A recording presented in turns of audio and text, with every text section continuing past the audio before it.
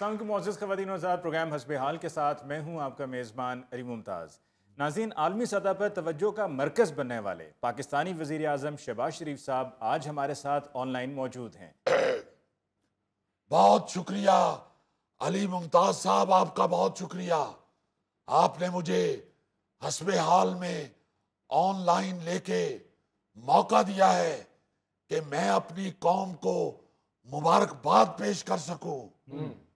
मैं आप ये देखिए कि आपके इस खादम ने अल्लाह ताला के बेपाया करम से कौम का सर फख्र से इतना बुलंद कर दिया है, इतना बुलंद कर दिया है कि पूरी दुनिया की तमाम कौमें एड़ियां उठा उठा के भी देख रही हैं तो उन्हें मेरी कौम का सर नजर नहीं आ रहा। वाह वाह। और आप देखिए कि कमाल तो ये है कि हमारी कौम का सर इतना बुलंद देखकर मोदी कौमे में चला गया है। और मुझे अल्लाह ताला के हुजूर ये यकीन है कि जब तक ये मोदी सियासत में रहेगा ये इस कौमे से बाहर नहीं आ पाएगा। बल्कि अल्लाह के फजल से आपके इस खादम ने ऐसे फटे चुक दिए हैं, ऐसे फटे चुक दिए हैं कि अब मोदी सारी जिंदगी फटे के नीचे बैठ के सिर्फ दुम ही हलाता रहेगा। ओए असि तो सुन ही नहीं सकते। गौरी साहब, सिर्फ आप ही नहीं सुन सकते, मोदी भी नहीं सुन सकता। मैं आपको ये बता दूं कि वो अभी तक अपने हाथों पे चक्कियां काट रहा है। उसे ये समझ ही नहीं आ रही कि ये वाकई हकीकत है या वो मई से मुसलसल कोई डरावना ख्वाब देख रहा है। मियाँ साहब, इसमें तो कोई शक नहीं कि सऊदी अरब से लेके अमेरिका तक आपका जिस तरह से इस्तकबाल हुआ है, जो पजीराई मिली है, इससे आप पाकिस्तान के खुशकिस्मत तरीन वज़ीर आज़म बन गए। जी, इसमें तो कोई शक ही नहीं है। डब्बा साहब ओहो हजूर, थैला थैला। ओ यार, इको गाले आप ये देखिए थैला साहब कि मेरे इस दौरे में कालीन में सुर्ख कारपेट बिछाया गया, कतर में तोपों की सलामी दी गई और सऊदी अरब में फाइटर जहाजों की सलामी पेश की गई। और साथ जामनी कलर का कालीन बिछाया गया। और फिर अमेरिका के दौरे के दौरान सुर्ख रंग का कालीन बिछा के इस्तकबाल किया गया। क्या बात है। मुझे तो यूं महसूस हो रहा था कि मैं कोई कालीनों की नुमाइश देखने के लिए आया हुआ हूं। ऐसा शानदार प्रोटोकॉल पेश किया गया अमेरिका के दौरे के दौरान भी कि मुझे मरहुमा मैडम नूरजहान याद आ गई। क्या उन्होंने कितना अरसा पहले ही इस दौरे के मुतालिक कह दिया था, तेरे आन दे खड़ाक बड़े होंगे, तेरे आन दे खड़ाक बड़े होंगे, मजे ते माया हुण आनगे, मजे ते माया हुण आनगे। मियाँ साहब, वो गाना भी ताड़े दौरे वास्ते सी। लाहौर शहर तो जंज चढ़ी ते तार पशारों खड़के, कराची तक दिल तड़के, कराची तक दिल तड़के। वेल वेल मियाँ शहबाज शरीफ साहब दे नां दी वेल, मियाँ नवाज शरीफ साहब दे नां दी वेल, हसान डार साहब दे नां दी वेल, बाजी मरियम नवाज दे नां दी वेल, हुसैन नवाज दे नां दी वेल, हसन नवाज दे नां दी वेल, हमजा शहबाज दे नां दी वेल। गौरी साहब, मैं आपको बैनुल इक़वामी दौरे की बात सुना रहा हूं, तुसी फिर मैनू लोकल ही खजल करन लग पे हो। पिशावर कराची लाहौर ते इतने अपने शहर ने, मैं आपको अमेरिका कतर सऊदी अरब की बात सुना रहा हूं। और आप देखिए अली मुमताज साहब कि ऐसा शानदार प्रोटोकॉल कि पूरी दुनिया के सरबराहान मुमलिकत दांतों में उंगलियां लेनी शुरू हो गए हैं। बल्कि मोदी ने तो सुने हैं पूरा हाथी मुंह च वाड़ ले।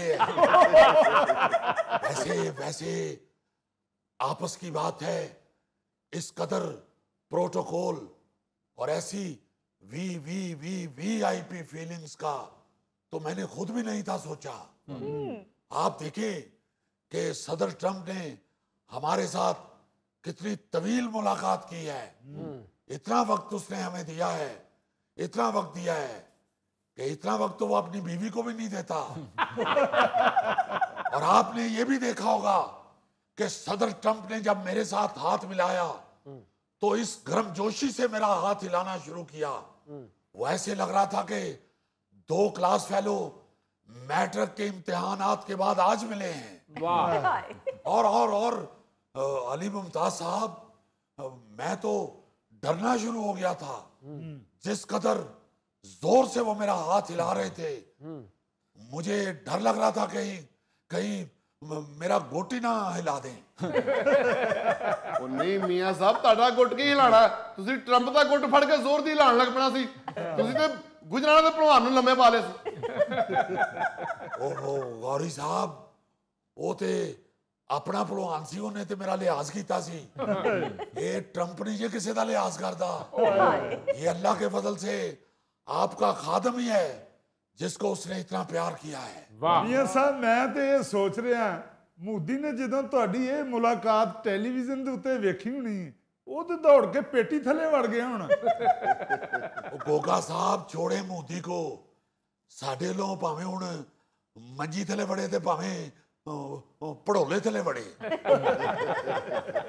मैं बात कर रहा हूं ट्रंप की, जिसके साथ मेरी और हमारे अजीम फाते फील्ड मार्शल आसम मुनीर साहब की घंटों मुलाकात हुई है। वाह। मियां साहब, ये तो बताएं कि इस मुलाकात में क्या बातें होती रहीं? अली साहब, जब सदर ट्रंप ने हमारा इस्तकबाल किया तो मेरा हाथ पकड़ के चलना शुरू हो गए और जेरे लब गुनगुनाने लगे।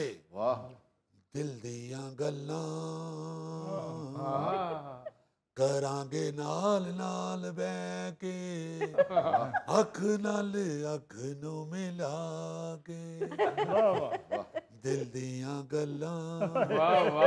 पहले तो मैं घबरा गया, मैंने समझा शायद आतिफ असलम ने मेरा हाथ पकड़ा हुआ है। मगर जब मैंने देखा तो वो ट्रंप गा रहे थे। हमें लेके वो अंदर चले गए और बैठते ही जो पहला सवाल उन्होंने किया, उन्होंने कहा कि मुझे राफेल गिराने की रेसिपी बताएं। हमें बताएं कि कितना नमक मिर्च डाला जाए तो राफेल करारा हो जाता है, और ये भी बताएं कि कितनी देर चूल्हे पे रखे तो राफेल गल जाता है। इस रेसिपी के मुतालिक तो फील्ड मार्शल ने उनको गाइड किया। फिर उन्होंने मुझे कहा कि मुझे मियां साहब उस गाने की रियाज करवा के जाइएगा। मैं नहीं मानता, मैं नहीं मानता। कहते हैं चूंकि ये गाना मेरे ऊपर भी सूट करता है, मैं भी किसी की नहीं मानता। इसलिए मैं चाहता हूं कि ये गाना मुझे भी याद होना चाहिए। मैंने भी उन्हें साफ कहा कि मैं एक शर्त पे इस गाने की रियाज आपको करवाऊंगा कि जब आपकी मुलाकात मोदी के साथ हो तो उस मुलाकात में आपने ये गाना है, मैं नहीं मानता, मैं नहीं मानता। वाह वाह वाह। मियां साहब, क्या शर्त रखी है? फिर सदर ट्रंप ने पहले इधर उधर देखा है, फिर मुझसे पूछा है कि मियां साहब, ये इलेक्शन जीतने के गुर भी जरा मुझे बताइए। इस पे आसम मुनीर साहब ने कहा कि ट्रंप साहब, आप वो मियां साहब को रहने दें, वो मैं आपको बताऊंगा। मियां साहब, मुलाकात तो आपकी वाकई बड़े खुशगवार माहौल में हुई है। अब दुआ है कि इसके सम्राट भी जल्द हासिल होना शुरू हो जाएंगे। जिस सम्राट की तो हर तरफ से बरसात होना शुरू हो गई है। आप देखिए अली मुमताज साहब के चंद साल पहले तक हम किसी के साथ बात करने के लिए आगे बढ़ते थे तो वो फौरन फोन कान के साथ लगा के बातें करता हुआ दाएं बाएं हो जाता था। और आज ये दौर है कि मेरे पास हार्ट के मारूफ सर्जन खालिद हमीद की तरह 6-6 महीने का मुलाकात का टाइम नहीं है। आप देखें कि अमेरिका में तो रेड कारपेट इस्तकबाल हर मुल्क के सरबराह का ख्वाब होता है। वो तो रेड कारपेट छोड़ सादा कारपेट नहीं बिछाते, बल्कि कई बेचारे तो अपना कारपेट साथ लेके गए हैं, उन्होंने नहीं बिछाने दिया। और आपके इस खादम के लिए उन्होंने रेड कारपेट बिछाया है। उससे पहले आपके इस खादम ने अल्लाह ताला के बेपाया करम से सऊदी अरब, चीन, कतर, कहां से वीआईपी दौरा नहीं किया। जबरदस्त। ओ जी ऐसियां तोपां चलाइयां ने अगले ने, मियां साहब मैं तो बैठा बैठा डर गया सा। तो यार मुजफ्फर तेरे को तो कोई माचिस दी तीली जलाए तो तू दौड़ जाना। और फिर अली मुमताज साहब, ट्रंप ने मुझे यकीन दिलाया है कि फिक्र ना करें मियां साहब, आपके हिस्से का टैरिफ और टैक्स भी हम मोदी से वसूल करेंगे। ਤੁਹਾਡੇ ਲਈ रबेटा ही रबेटा ने, फिक्र ना करो, रबेटा ही रबेटा ने। मियां साहब, कल तो ट्रंप ने इंडियन फार्मास्यूटिकल इंडस्ट्री पे भी 100% टैरिफ बढ़ा दी है। ये आप देखें, आप अभी पूछ रहे थे कि सम्राट कब हासिल होंगे। जी अच्छा मियां साहब, आपकी IMF की मैनेजिंग डायरेक्टर से भी मुलाकात हुई है? जी बिल्कुल बिल्कुल, उनसे भी मुलाकात हुई है। मैंने तो बल्कि उनको कहा है, उनको कायल किया है कि देख आपा जारजीवा एक कसूर वड्डे वड्डे मुल्कां दा हुंदा है और नुकसान सिर्फ पाकिस्तान को उठाना पड़ता है। ये जो माहौलियाती तब्दीली है, इसमें सबसे ज्यादा नुकसान पाकिस्तान का हुआ है और इसका हल सिर्फ कर्जा कर्जा कर्जा नहीं है। हमें कर्जा उतारने के लिए फिर मजीद कर्जा लेना पड़ता है। हाँ जी। मैंने साफ कहा है कि अमेरिका की तरफ से मुझे ना तोपों की सलामी चाहिए, ना मुझे लड़ाका तैयारों की सलामी चाहिए, मुझे बस नकदी सलामी चाहिए। फिर वो जो मोहतरमा जारजीवा हैं, उन्होंने कहा है कि हमें आपके हाँ जो सैलाब से नुकसान हुआ है उसका अंदाजा है और उन्होंने ये यकीन दिलाया है कि हम हर मुमकिन आपकी मदद करेंगे, आप फिक्र ना करें। आप देखें अली मुमताज साहब, अमेरिका के मुंह से ये बात निकलवाना ऐसे ही है जैसे आप शेर के मुंह से निवाला निकाल लें। मियां साहब आप इससे भी मुश्किल मिसाल दिया करें। आप ये कहा करें कि ये उतना ही मुश्किल है जितना गोगे के मुंह से निवाला निकालना। यार मियां साहब ऐसे इंटरनेशनल होए ने, तू फिर लोकल मसाला दे रहे हैं। वैसे मियां साहब, अमरीका का दौरा नो डाउट बड़ा शानदार सी, पर मैनू मजा आया सऊदी अरब के दौरे का। तू दसे नहीं, तू भी नाल ही गया सा। जितना थैले का कद ये तो जहाज के टायर च भी बह के जा सकता है। देखिए सऊदी अरब के दौरे की तो खैर क्या बात थी। जिस तरह उन्होंने हमारे जहाज को उनके तैयारों ने अपने हसार में लिया, मुझे ऐसे महसूस हो रहा था कि मैं टॉम क्रूज हूं और मिशन इम्पॉसिबल शुरू हो गई है। सारे दौरे में जिस तरह उन्होंने एहतमाम किया हुआ था, ऐसे तो मुझे लगता है कि उन्होंने कभी ट्रंप के लिए भी नहीं किया होगा। मियां साहब, आपके दौरे सऊदी अरब के दौरान ये एलामिया जारी हुआ जिसमें कहा गया कि एक बरादर मुल्क पे हमला दूसरे मुल्क पे हमला तस्वर किया जाएगा, ये बड़ी बात है। मैं कहना जी, इस एलामिये ने तो सीधी सीधी दुश्मना दी मंजी ठोक देती है। अब तो दुश्मन को ये पता चल गया है कि इन्होंने हमें ये कहने का मौका ही नहीं देना कि इत्थे खलो मैं अपने वड्डे भरा नूं लैके आना।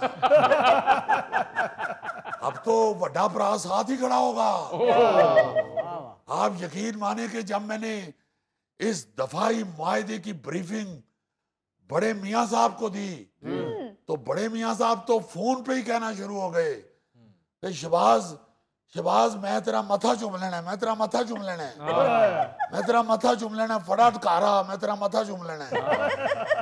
और ये बात बड़े मियाँ साहब ने मुझे उस वक्त भी नहीं कही थी जब उन्होंने मेरी शादी पे मेरे माथे से मेरा सेहरा उठाया था। ਇਹ ਮੀਆਂ ਸਾਹਿਬ ਫਿਰ ਮੇਰਾ ਖਿਆਲ ਤੁਸੀਂ ਪਹਿਲੇ ਵਿਆਹ ਦੀ ਗੱਲ ਕਰ ਰਹੇ ਹੋ, ਕਿਉਂਕਿ ਸਿਹਰਾ ਤੇ ਪਹਿਲੇ ਵਿਆਹ 'ਚ ਹੀ ਬੰਨਿਆ ਜਾਂਦਾ ਹੈ। और साहब लड़ाई मुक गई होवे ते ताड़े वर्गा बंदा को पुठी गल करके फिर शुरू करा देंदा है। बहुत बहुत शुक्रिया मियाँ साहब। नाज़रीन, इसके साथ ही हम लेते हैं एक ब्रेक, मिलते हैं ब्रेक के बाद। एयरपोर्ट के अमले ने एक खिलाड़ी से पूछा है कि आप जरा बताएं कि आप येलो बेल्ट हैं या ब्लैक बेल्ट। उसने आगे से कहा कि मैं एडा भी पागल नहीं, सलवार च नाला पाईदा है।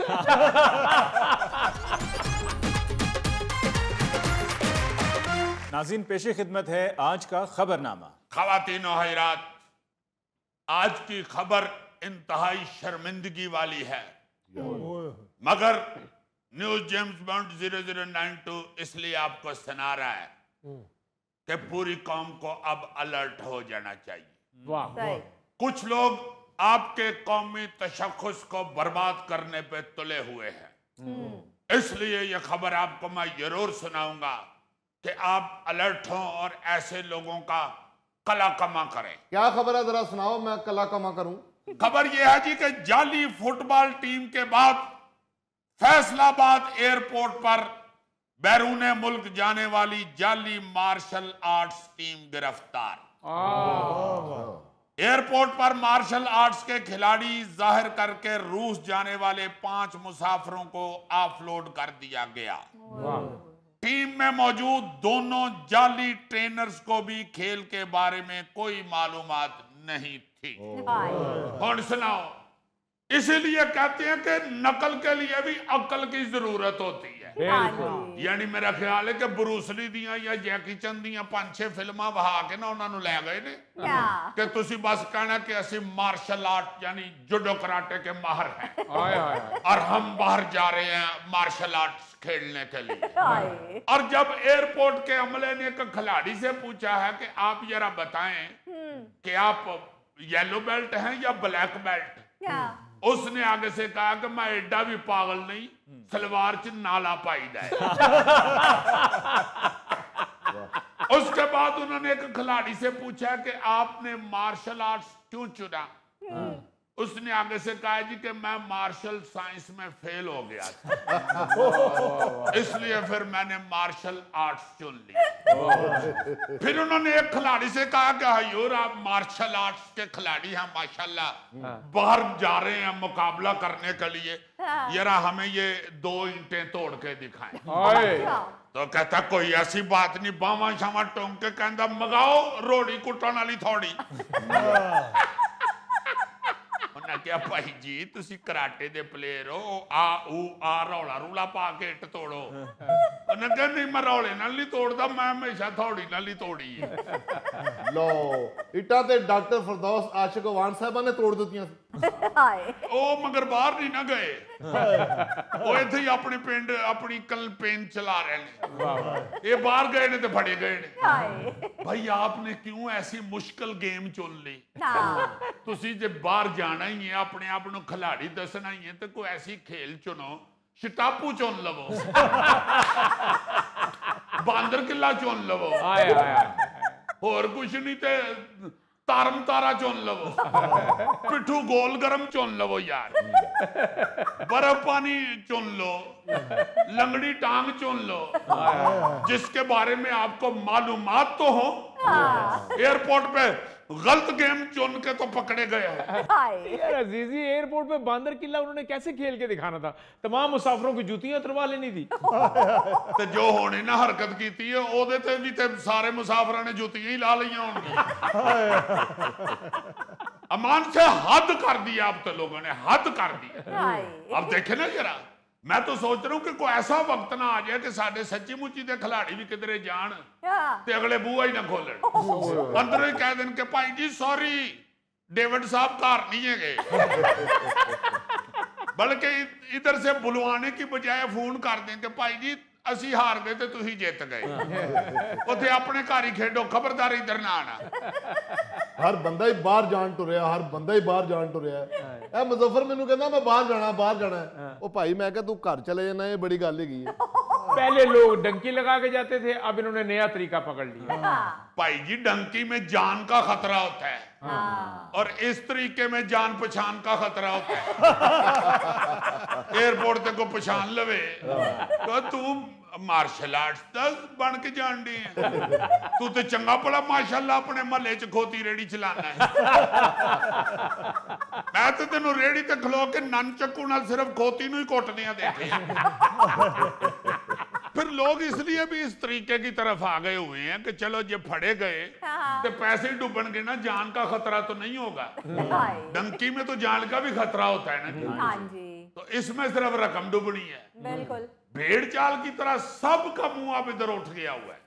अच्छा वैसे पहले ये सुनते थे कि सकाफती ताइफों में ऐसे लोग चले जाते हैं, कोई सकाफती ताइफा जाता है, कोई सिंगर को जाते हैं बाहर, या को आर्टिस्ट जाते हैं जी। तो वो कोई एक अद्धा भारू बीच में ले जाते थे। अच्छा अब तो आप देखे ना जरा कैसी दलेरी हो गई हुई है कि पूरी पूरी टीम बना लेते हैं कि जी ये फुटबॉल टीम है और हम फुटबॉल खेलने के लिए जापान जा रहे हैं।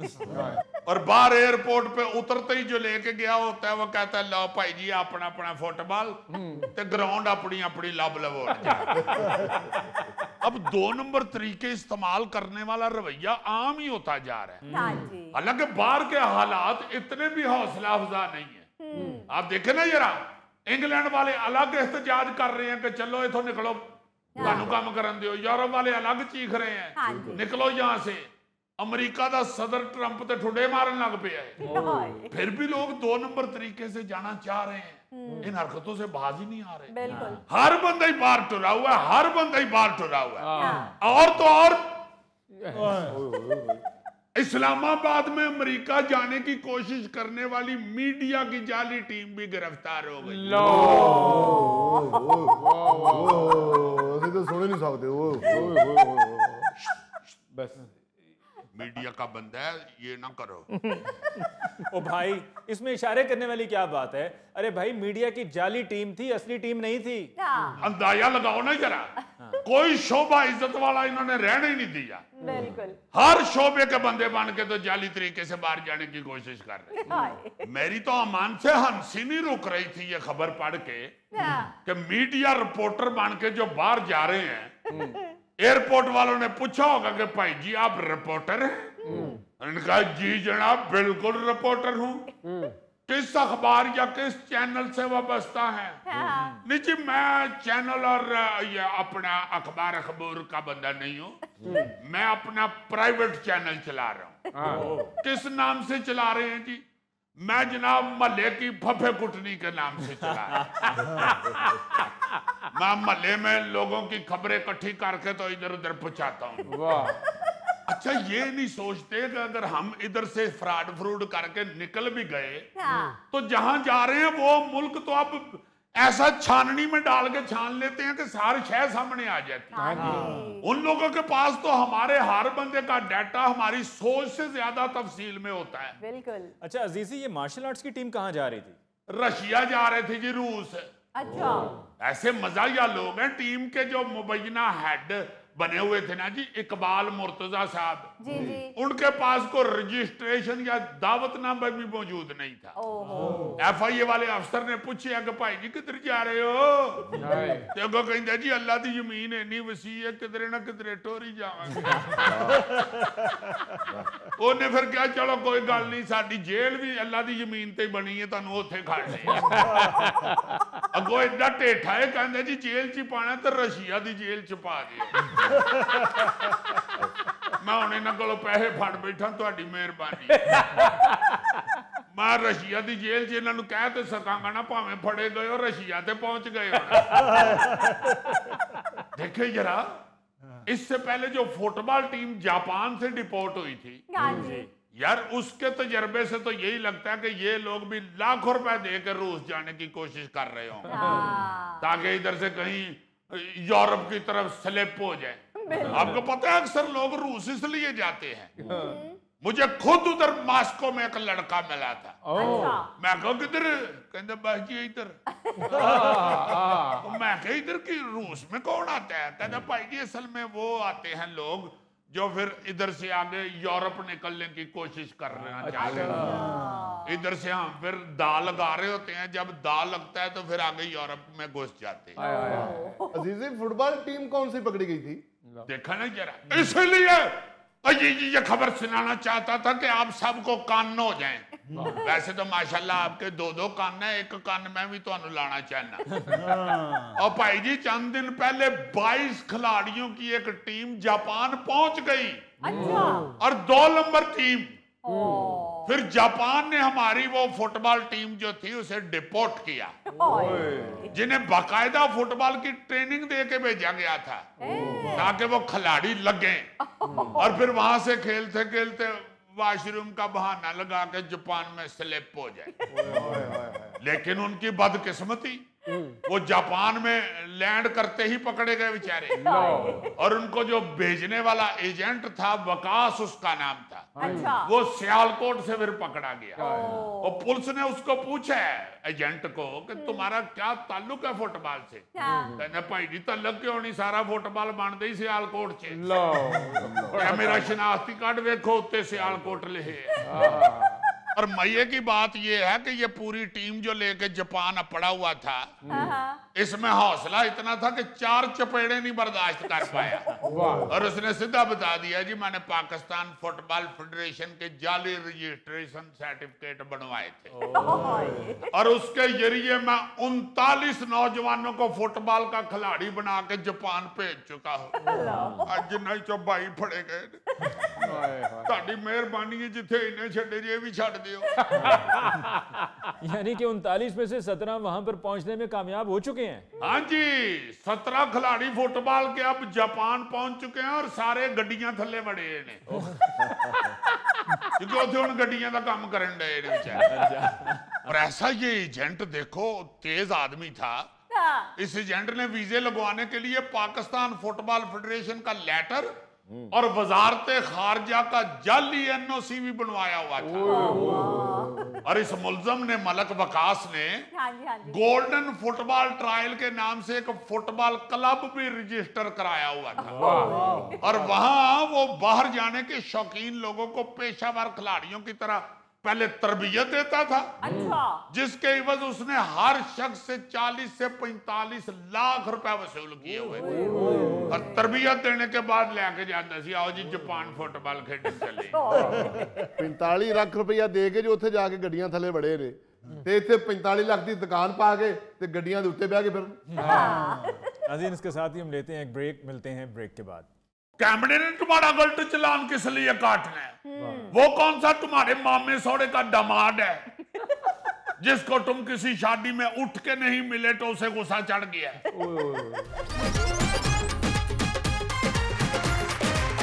अच्छा जी, आपको मालूम है कि ये जो सड़कों पे मोटरसाइकिलों वाले दंदनाते फिरते हैं, ट्रैफिक सिग्नल्स की वायलेशंस करते हैं, इसी तरह ट्रैफिक के कवानीन की और भी वायलेशंस होती हैं, इनको सेफ सिटी के कैमरास देख रहे हैं और इनके जुर्माने भी हो रहे हैं, लेकिन ये अदा नहीं कर रहे। ये समझते हैं कि इनकी कोई पकड़ दकड़ नहीं होगी, कोई पूछने वाला नहीं है। अब गवर्नमेंट ने ये फैसला किया है कि ना सिर्फ ये कि इन मोटरसाइकिलों को पकड़ा जाएगा, बल्कि जो जुर्माना अदा ना कर सका, क्योंकि जुर्माने लाखों में पहुंच चुके हैं, उनकी मोटरसाइकिलों को नीलाम किया जाएगा। अली साहब आप मुझे क्यों सुना रहे हैं? मैंने तो कभी इशारा नहीं काटा। जनाब ये मैं नहीं कर रहा हूं, ये सेफ सिटी के कैमरास हैं जिनकी तमाम तर तफसीलात सामने आएंगी तो सब पोल खुल जाएंगे। ये बात है, वो क्या शायर कहता है कि हकीकत छुप नहीं सकती बनावट के असूलों से, खुशबू आ नहीं सकती कभी कागज के फूलों से। अब ये जो सेफ सिटी के कैमरे हैं ना गोगा साहब, ये अब सारी हकीकत खोल देंगे। ये आपने कोई इशारा काटा है या नहीं, ये आपने नहीं फैसला करना, या मैंने या अली साहब ने नहीं फैसला करना, ये अब सेफ सिटी का कैमरा फैसला करेगा। वो बताएगा कि आपने कितनी दफा इशारा तोड़ा हुआ है। बाजी नहीं आ रहे थे, बाजी नहीं आ रहे थे, बाजी नहीं आ रहे थे। हर बंदा जो है वो इशारा काट के दौड़ जाता है, वो समझता है कि वार्डन कोई नहीं है चलो काट लो, या वार्डन के पास मोटरसाइकिल नहीं है, दौड़ा दो मोटरसाइकिल, इसकी कौन सी इतनी दौड़ है। हाँ जी तो ये चलान तो कर रहे हैं कैमरे जी। अब सेफ सिटी का कैमरा बताएगा कि गोगा साहब के मोटरसाइकिल के ऊपर 2.5 लाख जुर्माना हुआ है, इसकी मोटरसाइकिल पकड़ के नीलाम कर दे। जी लेकिन असलम साहब जुर्माना 2.5 लाख है तो इसका मोटरसाइकिल तो 25,000 में बिकेगा। जब मोटरसाइकिल 25,000 में बिक जाएगा ना तो बाकी 2.25 लाख का फिर पैडल टुड़ेगा। मगर सर मुझे क्या पता है कि चालान ठीक कटा है या हम उधर डाल दिया है। मैं तो मोटरसाइकिल बिल्कुल ठीक चला रहा था। तुम्हें नहीं ना पता, मगर कैमरे को और मोटरसाइकिल को सारा पता है। इतने चालाक ना बनो। कैमरे ने तुम्हारा गलत चालान किस लिए काटना है? वो कौन सा तुम्हारे मामे सौरे का दामाद है जिसको तुम किसी शादी में उठ के नहीं मिले तो उसे गुस्सा चढ़ गया है? या कैमरा तुम्हारे मोहल्ले का कोई खपती बाबा है जिसको तुम पे गुस्सा चढ़ा हुआ तो उसने तुम्हारे चालान काट दिए? भाई कैमरा जो देखता है वो महफूज कर लेता है, बात खत्म हो गई। कैमरे को कौन सा चालान करने पे किसी अफसर कैमरे ने फोन कर देना का चलो माफ कर दो इसे, या किसी बड़े कैमरे ने कहना कि यार चल जान दे यार मेरा भतीजा लगता है। यही तो बात है कि कैमरा कैमरा होता है, वो जो देखेगा वो करेगा।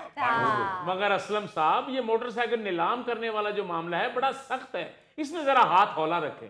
बिल्कुल सही है, ਅਸੀਂ ਵੀ ਮੋਟਰਸਾਈਕਲਾਂ ਵਾਲੇ ਸਕੂਟੀਆਂ ਵਾਲੇ ਹੈਗੇ ਆ। ਅੱਜ ਅਸੀਂ ਕਿਸੇ ਦੇ ਮੋਟਰਸਾਈਕਲ ਦਾ ਖਿਆਲ ਰੱਖਾਂਗੇ, ਕੱਲ ਨੂੰ ਉਹ ਸਾਡੀ ਸਕੂਟੀ ਦਾ ਖਿਆਲ ਰੱਖੇਗਾ। ये बात बिल्कुल बहुत अच्छे कानून पर इस तरह टियों पहनों वाले जुमले कोई असर नहीं करते। मोटरसाइकिल नीलाम ऐसे नहीं होंगे। तुम्हें पता है इसकी मोटरसाइकिल पे कितने चालान है? 3,76,000 रुपए के चालान करा चुका है ये लड़का। यानी मोटरसाइकिल की कीमत इतनी नहीं जितने चालान हो चुके हैं। ਉਹੀ ਤੇਰੇ ਵਾਲਾ ਹਾਲ, ਓਡਾ ਮਹਿੰਗਾ ਤੇਰਾ ਮੂੰਹ ਨਹੀਂ ਜਿੱਡੀ ਮਹਿੰਗੀ ਤੂੰ ਜੁੱਤੀ ਪਾਈ। चलो मेरी कोई चीज तो महंगी है ना, तेरा तो मुंह भी सस्ता जुती भी सस्ती। ਇਹ ਦਿਓ ਸਾਹਿਬ ਸਿਆਣੇ ਕਹਿੰਦੇ ਹੁੰਦੇ ਨਾ, ਟਕੇ ਦੀ ਕੁੜੀ ਧਿਆਨ ਨਾਲ ਸਿਰ ਬਣਾਈ। सर आपको गलतफहमी हुई है, इतने चालान भला कैसे हो सकते हैं? आप क्या मुझे सड़ कहोगे तो मेरा दिल मोम हो जाएगा। मैं इस तरह का बंदा नहीं हूं, मैं ईमानदारी से नौकरी करता हूं। वो दौड़ अब गुजर गए हैं कि इतने चालान कैसे हो सकते हैं। यही तो इनकी मौज लगी हुई थी। एक चालान करके तो फिर तो किसी कानून का ख्याल ही नहीं करते कि चलानते हो ही नहीं सकता। अब वो दौड़ गुजर गए हैं।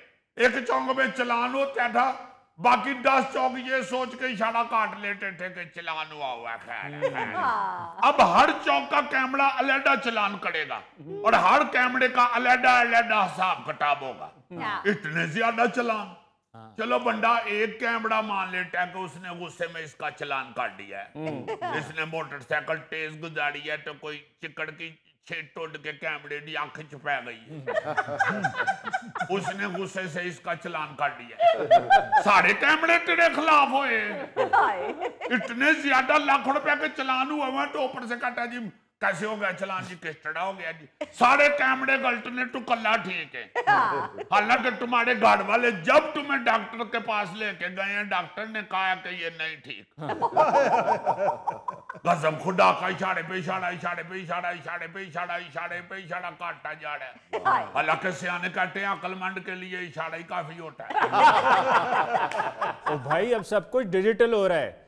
मैनुअल से ई चालान पर तो पहले ही हम आ चुके हैं, अब तो ये भी सुनने में आ रहा है कि ड्राइविंग लाइसेंस का टेस्ट भी एआई टेक्नोलॉजी के तहत होगा। यस, अब एआई को टेस्ट दोगे तो फिर ड्राइविंग लाइसेंस बनेगा। जाओ अब जाके एआई का रिश्तेदार ढूंढो सिफारिश के लिए। एआई को जाके कहोगे ना ये मैंने का कार्ड रख ले, मुझे टेस्ट में पास कर दे, को एआई ने मुंह ते हो जी करंट मारनी है तेन समझ लग जानी। सड़ खाया होता था इन्होंने हमारा। ऐसे ऐसे लोग आते थे, किसी का रुका पकड़ा हुआ है, किसी का कार्ड पकड़ा हुआ है, किसी का फोन आ रहा है। हमें बड़े बड़े लोग नहीं टिकने दे रहे थे।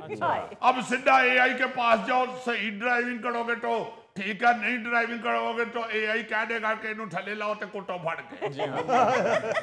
ऐसा साली सब हमारे पास टेस्ट के लिए बंदा आता है कि उनके साथ बैठ के जब हम उनका टेस्ट ले रहे होते हैं ड्राइविंग का, तो साथ अल्लाह जानता है कलमे पढ़ने शुरू हो जाते हैं कि या अल्लाह दा टेस्ट खत्म हो जावे कि जेड़े मेरी ना को लट बांह तोड़ी होवे। देखना आप 30-40 वाली लोगों ने फेल होना करना है। अब हर टेस्ट के बाद बंदे बाहर निकल के क्या करेंगे, ओहो एक और गलती का सामना था मुनीर मुझको, मैं एक गलती से बच के निकला तो मैंने देखा। वाह यार, मैं तो ये सोच रहा हूं कि अभी तो ये प्रैक्टिकल टेस्ट है, अगर थ्योरी के भी टेस्ट शुरू हो गया तो फिर पता नहीं क्या हालात होंगे। आपको मालूम है कि तरक्की याफ्ता ममालिक में ड्राइविंग लाइसेंस हासिल करना कितना मुश्किल है, कई साल लग जाते हैं लोगों को।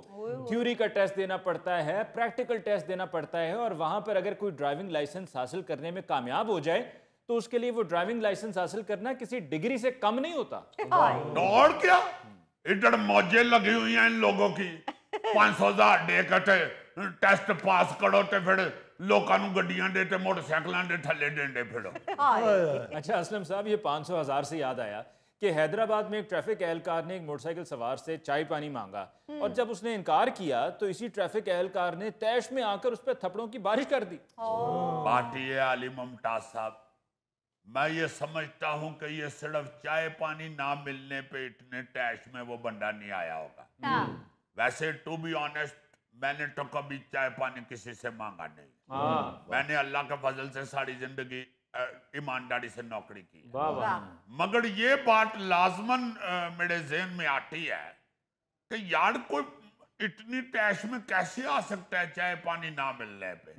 ये यकीनन उनकी कोई पुरानी दुश्मनी या पुरानी जेलसी या पुरानी रकाबत होगी, कोई भी वजह हो सकती है। सिर्फ चाय पानी इसलिए समझ नहीं आती कि उस मोटरसाइकिल के बाद कौन सा तूफान आ जाना था और आगे से मोटरसाइकिल आनी नहीं थी। उसने नहीं चाय पानी दिया, उसको तोड़ देता कि दूसरे से ले लेता जो पीछे से आ रहा है। इको मोटरसाइकिल पे चाय पानी का इतना गुस्सा निकाल देना समझ नहीं आता। लाजमन वो जो मोटरसाइकिल वाला है ना, उसने कोई बदतमीजी की हो। असलम साहब, क्या ये भी हो सकता है कि वार्डन थोड़ा सा पागल हो? शट अप, आप इस तरह की बात ना करें।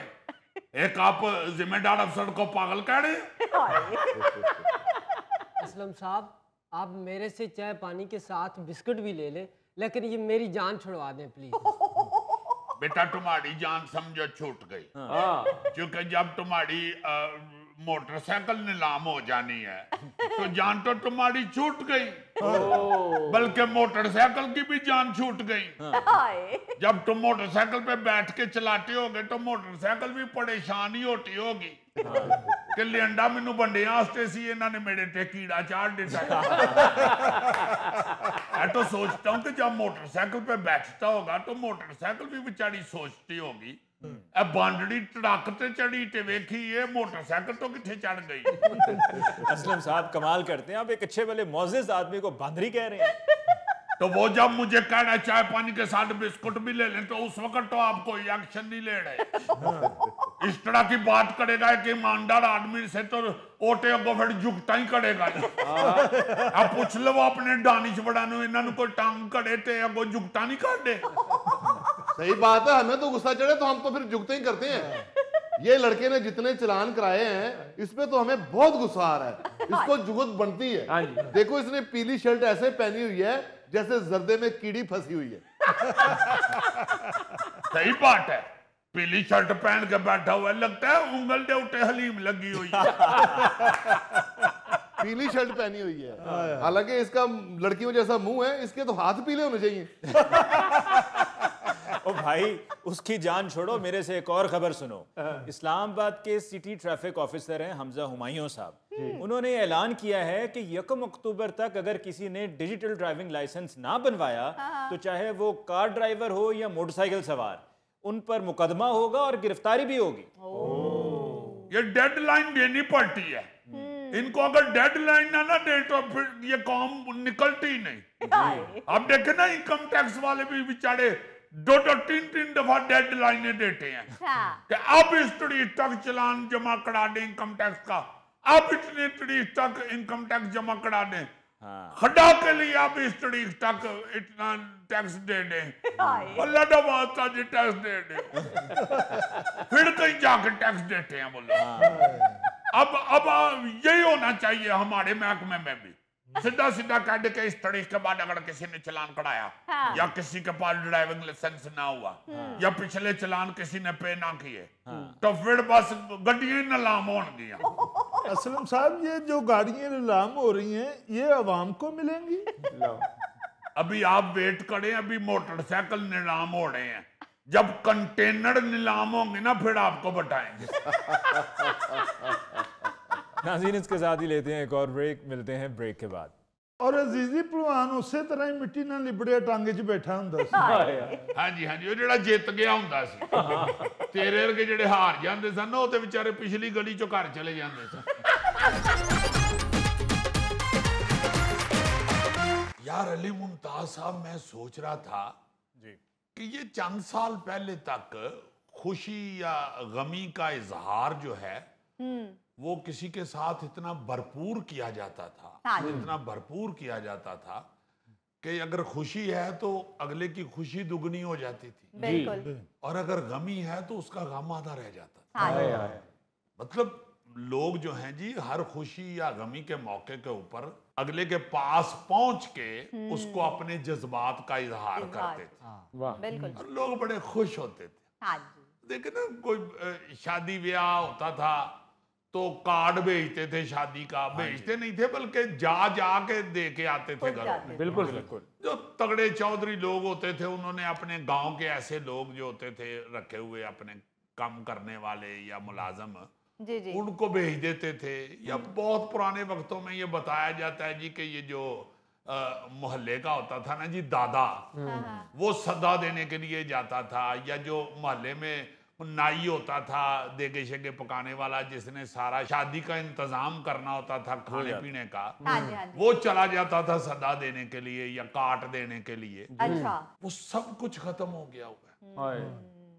मतलब जो दरमियाने तबके के लोग थे वो तो खुद जा के दावतनामे देते थे, बल्कि साथ बड़ा इसरार करते थे कि पहुंचना जरूर जे, सारे ने आना जे कि किधरे भाजी कले आ जावो, अब लैके आना जे भरजाई नू नाल। तो लोग बड़ी खुशी से जाते भी थे और घरों में ये बातें हो रही होती थी कि वो चेचा वो लाहौरों दसन आया सी या नारों वालों आया सी, वो दसन वास्ते ब्याह दा सदा देन आया सी, तो जाना जी जरूर है। अब वो चीजें ही खत्म हो गई हैं। वो शादी कार्ड जो है व्हाट्सएप मैसेज में बदल गया हुआ, या ज्यादा से ज्यादा वो कार्ड की शक्ल बना के ना जी कंप्यूटर पे ही वो आते छपूते भी नहीं आप, उसी का अक्स जो है वो व्हाट्सएप कर देते हैं, बिल्कुल, और या ज्यादा से ज्यादा साथ कॉल कर देते हैं जी ऐसे ही। और खुशियां जो होती थी, को बच्चा पास हो गया है या नौकरी लग गया है तो मठियाई का डब्बा लेके उसके घर पहुंच जाते थे। बिल्कुल, लो जी मुबारक होवे जनाब, मुंडे ने मैट्रिक पास कर लिया जी, वाह वाह वाह वाह वाह। तो वो बच्चा भी जो था वो भी ऐसे दूल्हा बन के बैठा होता था, और बच्चे का भी इतना हौसला बढ़ जाता था कि वो इंटरमीडिएट में फिर डबल नंबर ले लेता था या अच्छी पोजीशन में पास होता था। बिल्कुल। तो अब तो वो भी नहीं रहा। अब तो अगर कोई बच्चा किसी मामू चाचू को या किसी रिश्तेदार को, इवन घर वालों को भी मोबाइल फोन पे अगर बताता है कहीं हॉस्टल से या किसी दूसरे शहर से जहां वो पढ़ रहा है या घर में भी है, तो किसी रिश्तेदार को पता चलता है कि बच्चा पास हो गया तो उसको वो थंब वाला इमोजी भेज देते हैं, भाई नहीं बढ़ा भाई ये तो मुंडा जो नारोवाल वास्ते बह के गया ही तो उन्हें तुहानू इतला दी सी, उदों भी तुसीं यही भेज दिता है। हुण ते मुंडे ने बेचारे ने 2 साल ला के इंटरमीडिएट कीता है या 4 साल ला के ग्रेजुएशन कीती है, हुण ते ओदी कोई खुशी और मनाओ। बिल्कुल, मतलब बड़ा अजीब महसूस होता है किसी वक्त याद माजी में मैं खो जाता हूँ तो सोचता हूँ कि यार सब कुछ ही बदल गया है, हर चीज ही बदल गई है। वाह। बच्चे को अगर आप उस तरह उसका हौसला नहीं देंगे या उसको शाबाशी ऐसी नहीं मिलेगी तो उसके जज्बात भी आधे रह गए हैं। उसका हौसला भी आधा हो चुका है। और यार मैंने जब मैट्रिक किया था, मैंने जब घर जाके इतला दी है तो मेरी माँ आटा गूंद रही थी, उन्हीं आटे वाले हाथों से आके उन्होंने मेरा मुंह पकड़ा और मेरा माथा चूम लिया। अगर माँ तो बच्चा जहरीला भी हो तो माथा चूम ले। यानी मसाल बीच में वो सुना रहा है जो होती है, माँ को तो खुशी होती है। मैं ये बताना चाह रहा हूँ कि रिश्तेदार दूर दूर वाले भी आ जाते थे, महल्ले के लोग आ जाते थे, पता लगा जी मुंडा पास हो गया माशाल्लाह, फर्स्ट डिवीजन लाई है बच्चे ने, या किसी बच्चे का पता चलता था कि उसने बोर्ड में कोई अच्छी पोजीशन ले ली, मेला लग जाता था उनके घर। फौरी तौर पे रिश्तेदार, महल्लेदार, वाकफकार, अजीज सारे आ जाते थे, आना शुरू हो जाते थे। किसी ने मठियाई फड़ी है, किसी ने केक फड़े है, और घर वाले भी सबका मुंह मीठा करा रहे होते थे, बड़ा मजा आता था। अब कुछ नहीं रह गया, अब वो सारी जो है ना जी नजदीकियां वो दूरियों में बदल गई। यार मुझे याद है जब मैंने मैट्रिक पास किया था तो हमारे घर में 35 किलो मिठाई इकट्ठी हो गई थी। क्या बात। वाह वाह। और घर वालों को इसके मैट्रिक की खुशी नहीं थी, मिठाई की बड़ी खुशी थी। सर मैं आपको सच बता रहा हूँ, जब मैंने मैट्रिक पास किया था ना तो मेरे दादा अबू हमारे घर आके खुशी से रोना शुरू हो गए थे। उनका तो इसीलिए रोना निकला कि यार डॉक्टर ने जवाब दे दिता सी मगर बच्चे ने मैट्रिक कर लिया। वाह वाह। यार अब सब लोग सिर्फ अपनी मैट्रिक की मिसालें दे रहे हैं, मुझे लगता है मैट्रिक के आगे किसी ने नहीं पढ़ा। हेलो चंगे रहे हो, नाल मैनू भी बेइज्जत कराता जी। किथे ले जावां हुण मैं अपनी डिग्रियां इन्नियां। असल में अली मुमताज साहब ये बेचारा मैट्रिक से आगे इसलिए नहीं पढ़ सका, ये फिर दादा ही चुप करांदा रहा। ते गोगा इसलिए नहीं मैट्रिक तो अगे गया, इन्हें सोचा कि हुण 35 किलो ते इकट्ठी हो गई, होर की करना। थैला बेचारा अपनी वालदा दे आटे वाले हाथी तो आंदा रहा बस। यार मैं बात ये कर रहा था कि जज्बात के इजहार के तरीके ही बदल गए।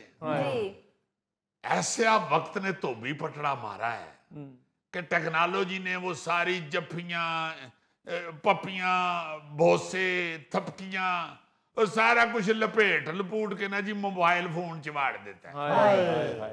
फिर अकेला रिजल्ट पर ही नहीं, हर तरह की खुशी के मौका पर जश्न मनाने का अलग ही अंदाज होता था जी। महल्ले में ऐसे ही फुटबॉल या क्रिकेट या कोई कुछ हाकी शाकी खेलते हुए एक टीम जीत जाती थी, दूसरी हार जाती थी, तो साथ महल्ले के लोग भी खुशी मना रहे होते थे, वही भंगड़े पाने शुरू कर देते।